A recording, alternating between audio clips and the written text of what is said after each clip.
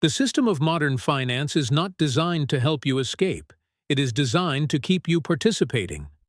Most people believe that poverty is a lack of money. This is a mathematical error. Poverty is a state of being where your future labor has already been sold to pay for your past desires. When your income arrives and immediately leaves to satisfy a creditor, you are not an owner. You are a manager of someone else's assets. Solomon observed this 3,000 years ago. He did not call it a financial struggle. He did not call it a temporary setback. He called it slavery. The borrower is servant to the lender. This is not a metaphor. It is a description of a physical and psychological reality. In the ancient world, a servant had no control over his time. In the modern world, if you owe a bank for your car, your house, and your lifestyle, you have no control over your labor. You must work to satisfy the debt. You cannot rest. You cannot pivot. You cannot follow a new calling. You are bound by a contract that consumes your most precious asset. That asset is not gold. It is time. There are two types of people moving through the economy today. The first type views money as a tool for consumption. When they receive an increase in income, they immediately increase their lifestyle. They see a surplus and think of what they can buy. They equate success with the ability to carry a larger monthly payment. To this person, a loan is an achievement. It is a sign of trust from a financial institution. They walk into a dealership or a bank and feel proud when they are approved. They do not realize they have just been fitted for a yoke. The second type of person views money as a seed for production. When they receive an increase, they think of what they can build. They see a surplus and think of how it can be protected and multiplied. They view debt as a dangerous chemical. It might have a specific professional use in rare circumstances, but it is never allowed near their personal peace. One person builds a mountain of objects that lose value. The other builds a foundation of assets that produce value. One path leads to a lifetime of high-frequency anxiety. The other path leads to a legacy of quiet strength. The difference is not their starting salary. The difference is their identity. One is a consumer. The other is a steward. The path out of this trap begins with a single ancient principle. Proverbs 22:7 states clearly that the rich rule over the poor and the borrower is slave to the lender. Solomon was the wealthiest man of his era. He saw the inner workings of kingdoms and the private lives of his subjects. He noticed that debt changes the nature of a human being. It creates a hierarchy that cannot be ignored. When you borrow, you create a master. You might like your master. Your master might give you a nice car or a house in a good neighborhood. But it is still a master. Solomon wrote this to warn his children. He wanted them to understand that financial freedom is not about how much you have. It is about who owns you. If you have $1 million but owe $2 million, you are a servant. If you have $10 and owe nothing, you are a free man. This principle survives because it is a law of the universe. It is as gravity is to the physical world. If you jump, you fall. If you borrow, you serve. In the modern world, we have sanitized this. We use words like credit and financing to hide the reality of the obligation. We have made debt look like a shortcut to the good life. But there are no shortcuts in the kingdom of mathematics. Every dollar you borrow today is a dollar plus interest you must pull from your future. You are stealing from your older self to satisfy your younger self. This creates a deep psychological weight that most people carry without realizing it. When you are in debt, your brain stays in a state of low-level alarm. You feel a constant pressure to perform because the consequences of stopping are catastrophic.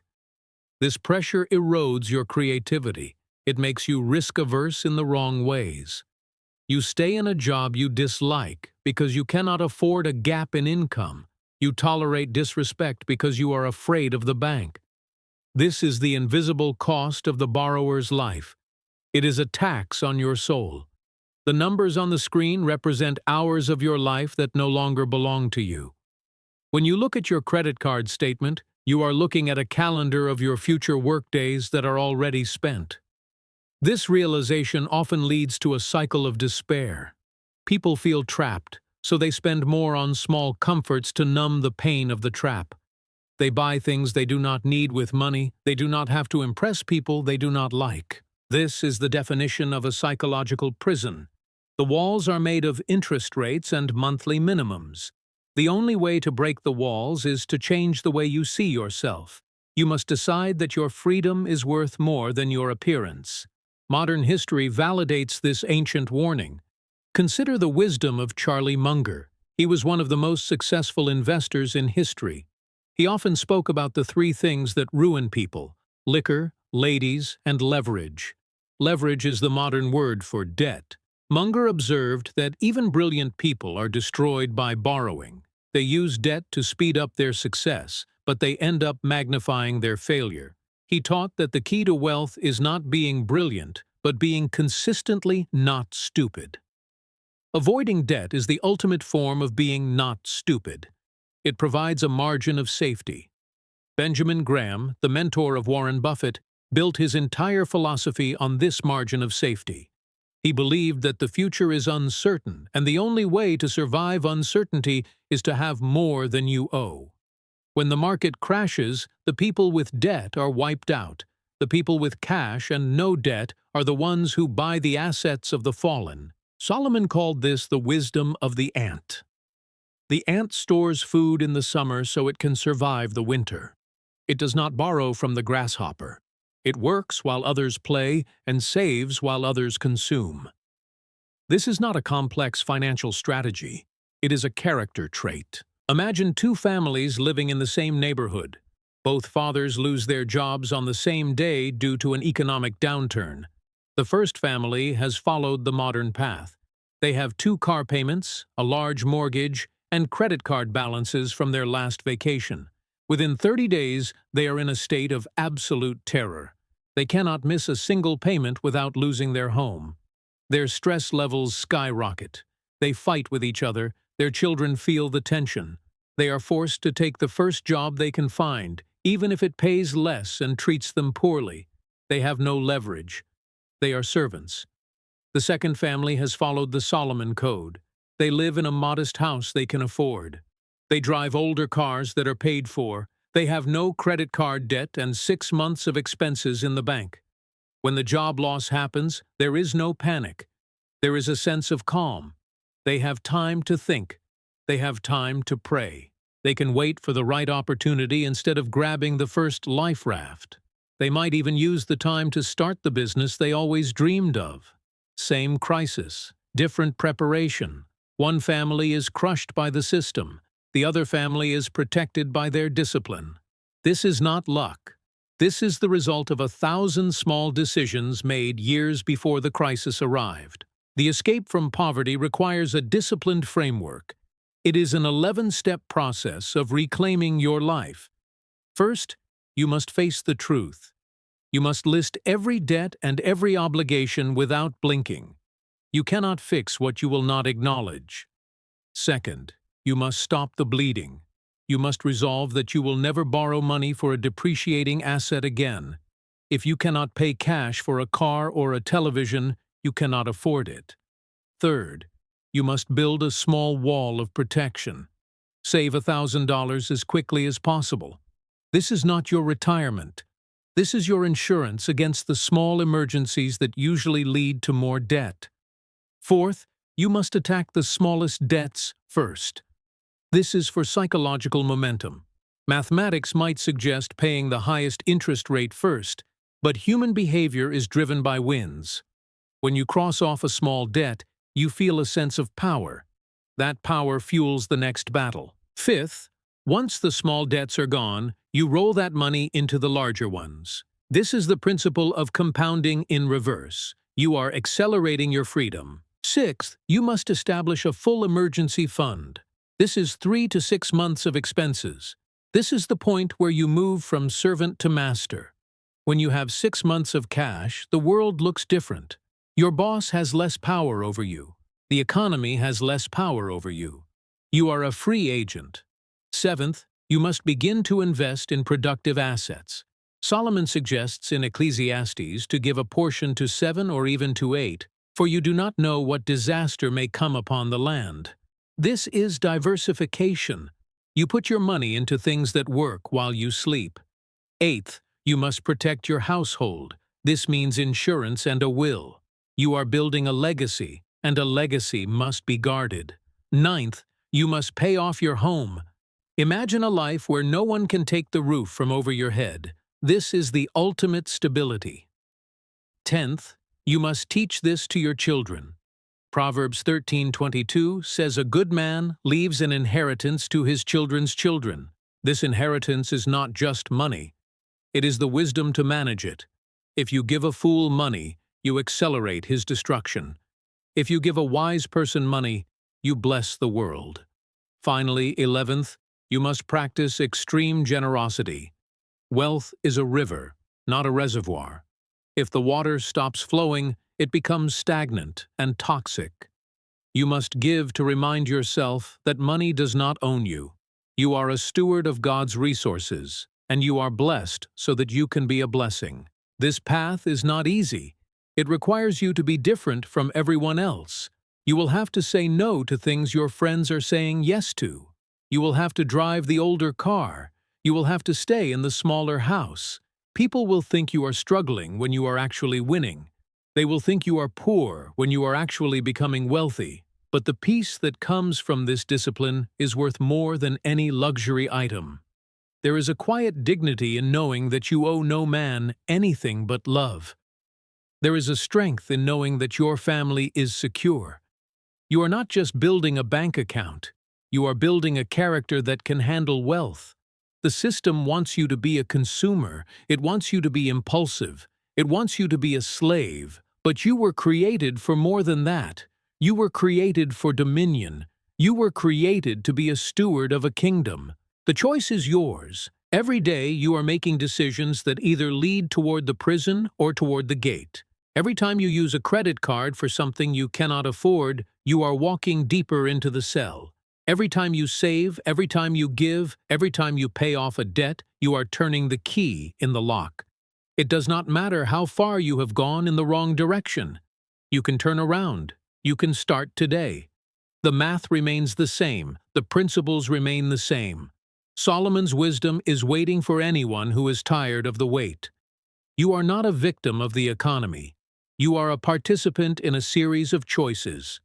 Choose the path of the builder. Choose the path of the steward.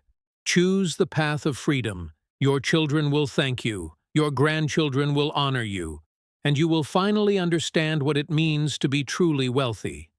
This is not about the numbers on a balance sheet. This is about the state of your soul. A free man can serve God and his family with a whole heart. A slave is always looking over his shoulder.